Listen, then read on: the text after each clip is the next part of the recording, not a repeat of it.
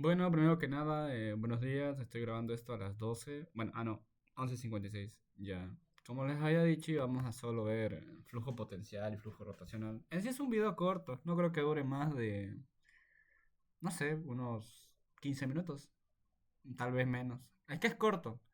Porque por eso me convencieron de hacerlo virtual. Porque luego de eso ya íbamos a solo revisar, digamos, sus apuntes si estaban bien o mal en una presencial. Ya que ayer vimos casi todo, pero ¿por qué hice otra clase si no es tan importante? Porque Sauma es medio loco, así que puede ser de que agarre y les enseñe, digo, les diga huevadas, ¿no? Básicamente, por eso. Y uno de los puntos no tan importantes, pero puede ser que entre, no es- nunca lo he visto que metiera, pero como que a veces se raya, es flujo potencial y flujo rotacional. Aquí lo tengo, creo que sí, acá está. Es el apunte que les envié. Revísenlo. ¿Por qué? Porque está de manera muy explayada todo lo que deberían estudiar. Ya les dije que originalmente lo pueden resumir. Mejor si lo resumen y explican cada cosa. Esto es básicamente todo lo que vimos ayer. Viscosidad, claro, en una placa. De manera muy explayada. Aquí, por ejemplo, resumen de cavitación, muy largo. Está bien o mal. Lo hizo él así, capaz lo hizo para tener un buen apunte. En caso contrario, yo recomendaría que lo resuman un poco más, o si no, que se deje entender lo que están explicando. Eso. Aquí ecuaciones de la estática, como pueden ver, es una ecuación más pronunciada para que puedan entender mejor. Luego de eso está la descripción del movimiento. Esto sí, no lo expliqué yo porque lo vi un poco innecesario sobre el movimiento porque directamente me salta velocidades, pero entiéndase de que el método de Euler se utiliza para una sección del fluido, una línea de corriente, para poder ver a qué velocidad va. Eso, nada más. Bueno, aquí tiene velocidad, lo que ya habíamos visto, aceleración, lo que ya habíamos visto, eh, caudal, conservación de la masa, conservación por un tubo de corriente, flujo potencial. Aquí está lo que nos compete, flujo potencial. ¿Qué es el flujo potencial? Básicamente el flujo potencial es, digamos, el valor de un fluido el cual va a ir creciendo constantemente dependiendo del campo en el que se encuentre. Es dependiendo de eso.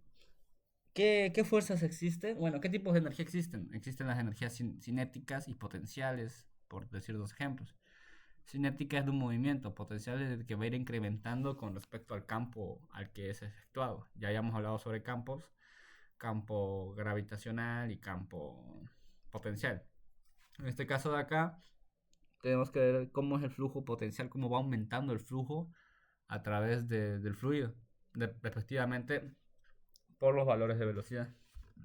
Aquí se puede ver, el flujo potencial el flujo es potencial si existe una función tal que nos dice que la velocidad es igual al operador nabla con respecto del valor ¿cómo se llama?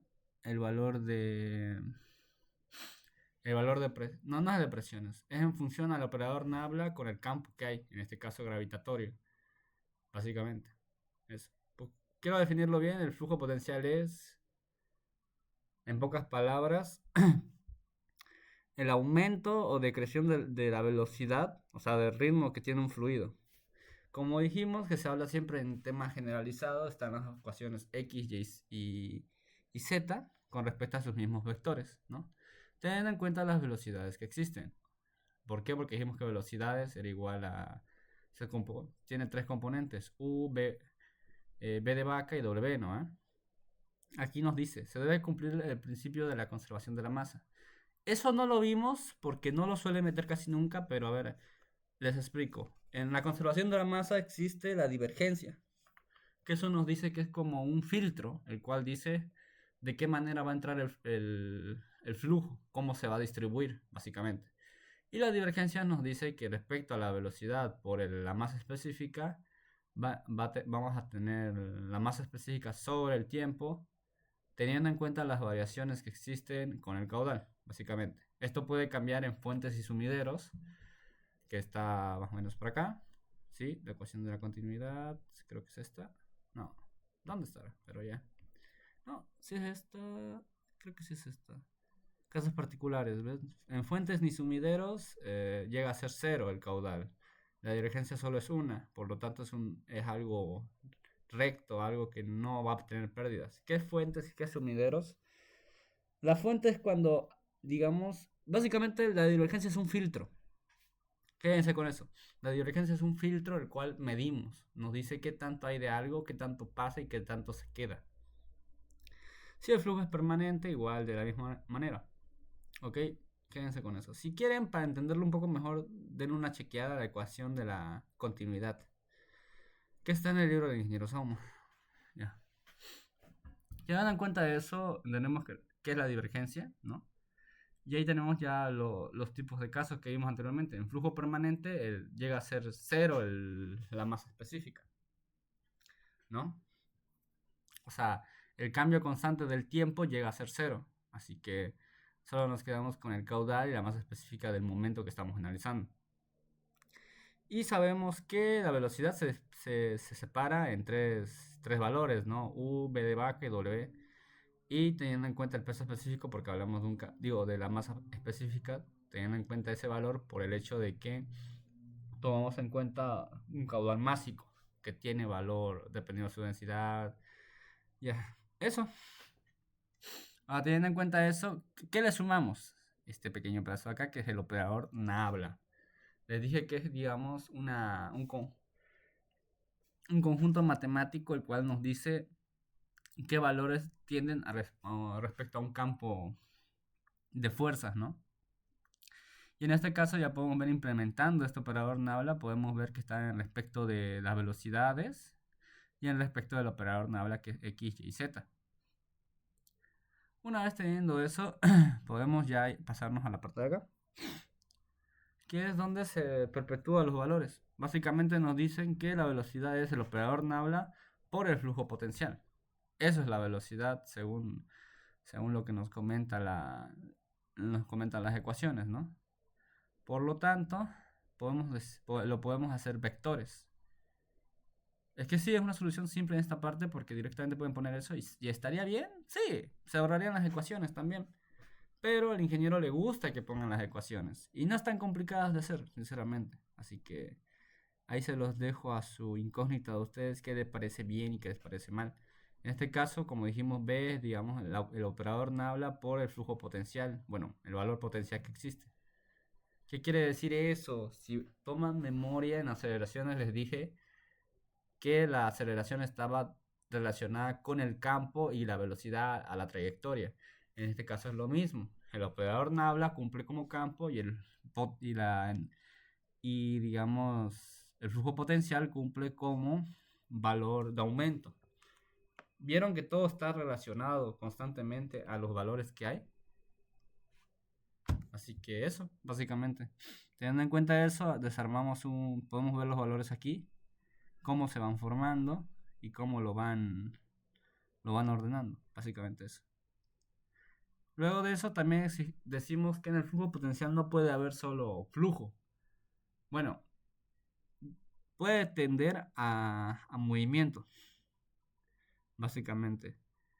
O sea, no todo es rotacional. O sea, el fluido va a avanzar y casi siempre es rotacional. ¿Por qué? Porque, digamos, no tiene, digamos, si fuera rotacional, sería, por ejemplo, se hace un fluido rotacional cuando, por ejemplo, jalan del baño, póngale, pero de manera natural no suele pasar. Al menos también un huracán, por ejemplo, llegaría a ser un caso de flujo rotacional. Pero generalmente es lo opuesto, digamos, ¿no? En este caso, ya teniendo el valor de flujo potencial, podemos entiéndase que la velocidad angular de algo siempre va a ser un medio por el rotor de la velocidad, ¿no? Y esto tiene que llegarles a dar cero. ¿Por qué? Porque no rota, no gira. Teniendo en cuenta eso, ya vemos flujos rotacionales. Los voy a resumir de nuevo para que te quede un poco más claro. Un flujo potencial básicamente es el valor que existe en en cuestión del el aumento de una velocidad correspondiente al campo gravitatorio. ¿Ok?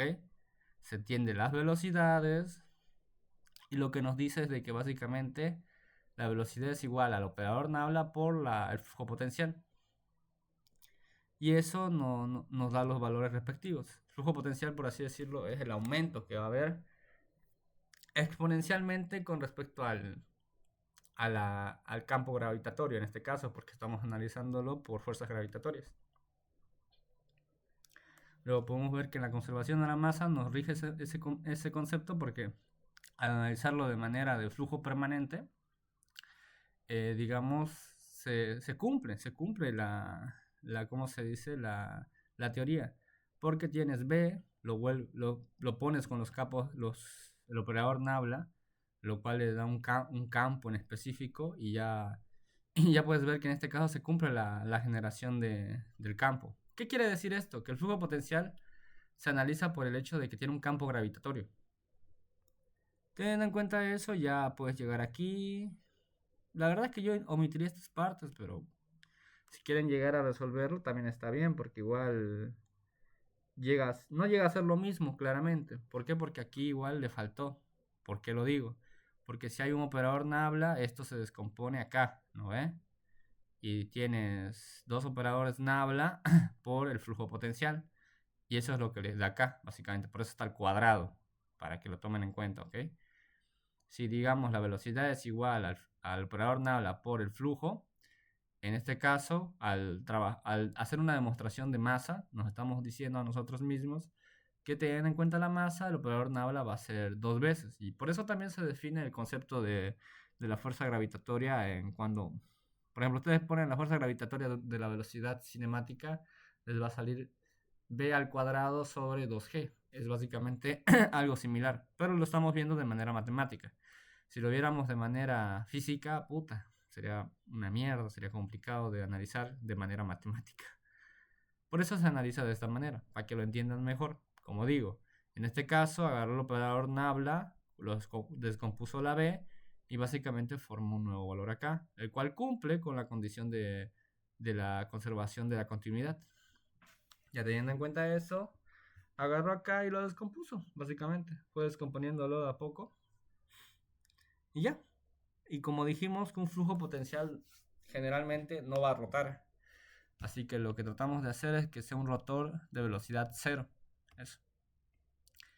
Análisis de flujo rotacional. En este caso, la velocidad angular del fluido tiene que ser diferente a cero.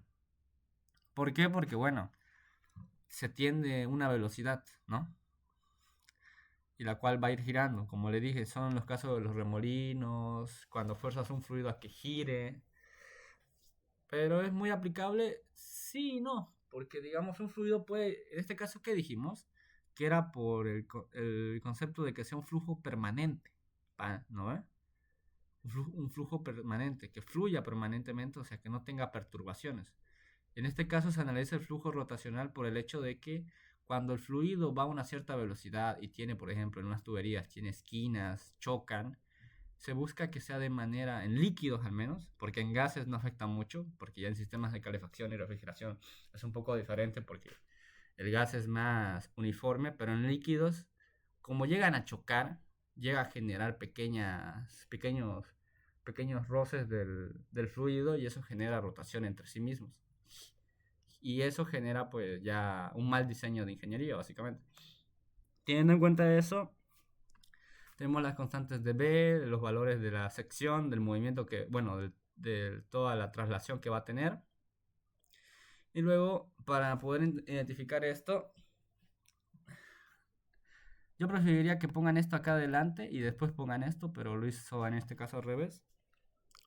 Que básicamente nos dice que el flujo rotacional va a ser igual a la velocidad por el avance que tenga, ¿no?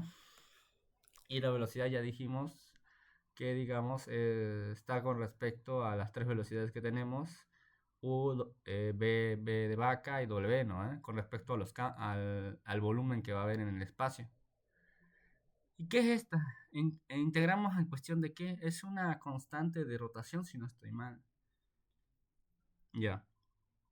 ¿Y qué interpreta esta incógnita? Interpreta básicamente toda la circulación que puede haber en el fluido. Y ahora tenemos que analizar el momento angular, o sea que ya analizamos cómo se compone el flujo rotacional, ¿no? Que es por la velocidad, por el concepto del espacio en el que se va a mover, ¿no? Lo cual aquí nos dice según, bueno, analizándolo de otra manera, es, digamos, o sea, de esa manera ya lo analizamos de manera, por conceptos de fluidos, que es, digamos, la velocidad por la sección, básicamente, teniendo en cuenta la circulación de las constantes angulares que va a haber, digamos, porque esto va a girar hacia allá. Pero interpretándolo de otra manera, ya yéndonos a campos físicos, en mecánica racional ven, ¿no? Momento angular. El momento angular es igual al radio permitido por la potencia, bueno, sí, técnicamente la potencia que va a haber, digamos, o sea, la potencia en la que se va a mover por el radio, el cual, bueno, el movimiento radial que va a tener, ¿no? Básicamente. Y esto lo pueden ir descomponiendo, lo descompones en masa por velocidad.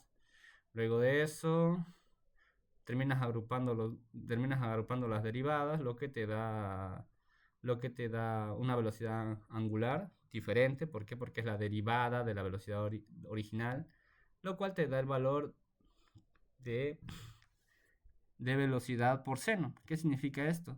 Que respecto a la velocidad que se va moviendo hacia acá,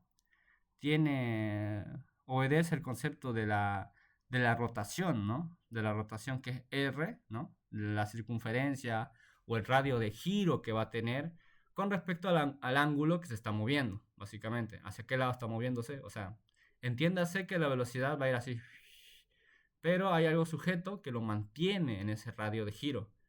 Y luego la velocidad no va a ser de manera uniforme, así que va a haber un cierto ángulo en el cual va a tener que proyectarse para seguir ese radio de giro.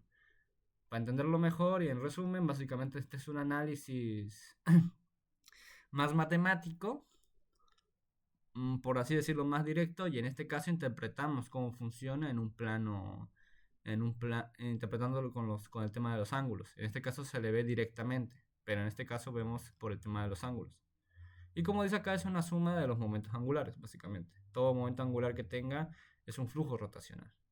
Luego aquí está ejemplos que ponía en clases, ¿no? El teorema de Stokes, que es, digamos, la circulación del rotor a lo largo de una superficie curva o cuadrada. No pondría mucho interés en eso porque no lo suele preguntar, pero lo que dice aquí es lo mismo. Lo que vimos arriba llegaría a ser esto, el rotor B, por lo tanto sería la velocidad angular por el área en específico de un cuerpo, básicamente. Y el ejemplo práctico sería sería como les dije, un torbellino, ¿no? O un tsunami, no, un torbellino básicamente, ¿no? O remolino en este caso. En mi semestre puso torbellino, en este caso puso un remolino.